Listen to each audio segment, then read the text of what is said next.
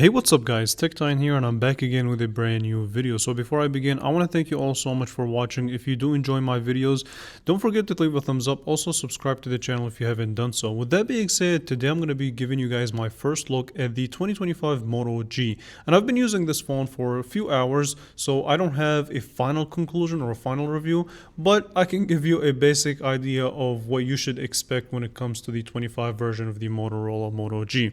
So let's go ahead and begin. So starting with the design itself, it's definitely a familiar formula. So Motorola didn't change a lot here. So they're still using the same vegan leather material that they've used last year on a lot of their phones. So basically it's a nice soft touch material that does catch dust quickly and it's harder to clean. However, it feels good in the hand. It's very grippy and very well put together. Now, the camera housing itself wraps all around the camera, but we'll have a conversation about that later. On the bottom of the phone, you still retain a headphone jack, which is thumbs up, a microphone, and a faster charging speed at up to 30 watts if you have the block to support it, as well as a bottom facing speaker, which sounds really good. We're going to take a listen to that later on as well. But if you look at the right hand side of the phone, you still get your power button, your volume up and down, and the power button does double as a decently quick fingerprint sensor. And the power button / fingerprint is very tactile. However, I can't say the same thing for the volume up and down. And the entire housing of the phone on the sides itself are made out of plastic. So keep that in mind. Again, not much has changed from a design perspective. Overall though, a very familiar formula. I'm not too mad at it. Motorola did add an extra camera sensor, but again, we're going to save that to the camera category. I want to kind of switch the topic of conversation and speak about the kind of downfall of this phone. And this is basically something that I've complained about in the previous generations of the Moto G. For whatever reason, we get to see it again in the 25 version, which is this weak 720p display. So here's how it went down. So Motorola decided to put again a 6.7-inch display. It's actually an inch larger than the previous generation. So last year it has a 6.6 inch. So this time around we get a larger display, still 1604 by 720p HD plus at 263 ppi, and it does also support 120 Hz refresh rate, which is weird.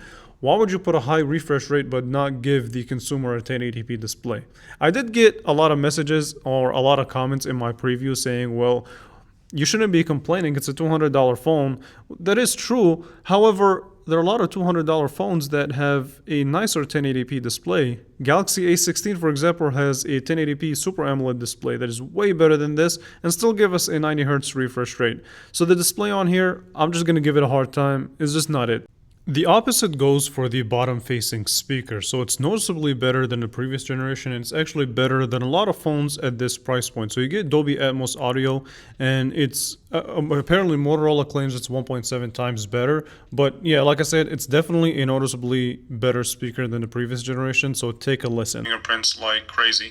The sides though they do have this kind of shiny glossy chrome finish to them, and of course you can't forget about the power button that has the T-Mobile colors, which is the pink power button that does double as a fingerprint sensor, and of course you have your volume up and down. And so the back also houses your quad camera setup and your dual LED flash, which we will definitely talk about later on, but essentially that's the big story behind the design. So let me speak on the camera system for a little bit. So in my first impressions, here's what I have to say about this camera here. So this time around, you do get an extra camera. So you get a triple camera setup versus the dual camera setup from last year. So you get a 50 megapixel sensor at f1.8 aperture. The secondary camera acts as a 2 megapixel sensor, which is a macro vision sensor. And the third camera is not an ultra wide. It's actually an ambient light sensor, which basically means that it's going to help in kind of putting the picture together and gives a better overall final result. Do I see that clearly yet? No, but I didn't really do a lot of testing on the camera. I only took literally few pictures. So you do also have the ability to record high-res videos, and the video capability of this phone is 30 frames per second, 1080p, which is funny. So you can record 1080p video on this phone, but you can only watch it back in 720p. So basically the picture quality is fine. Is it noticeably better than last year? I have to put them side by side, but I can tell that it did a better job in as far as exposure and detail. But more on that in the final camera review. So if you haven't subscribed, stay tuned and subscribe for that. All right, so the performance on here is also very similar to last year's generation. You do get the MediaTek Dimensity 6300 processor, and you get the Mali G57 for your GPU. In addition to that, you get 4 gigabytes of RAM with the ability to use your RAM boost, which is basically their way of taking a little bit of the storage to help boost the RAM, so you can have up to 12 gigabytes of RAM in total. Is it worth it on this phone? No, just because the processor is still in the kind of low-end processor.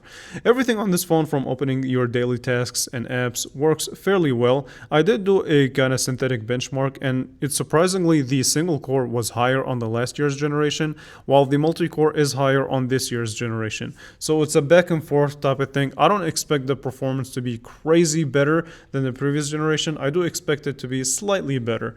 Okay, so overall, my initial conclusion is this.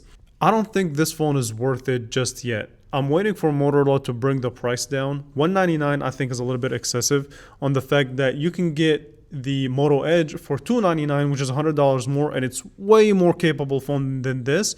Or you can spend extra $50 and get the 24 Motorola Moto G Stylus 5G. So keep that in mind. I want to thank you all so much for watching, and I will catch you guys in the next one. Thank you for watching.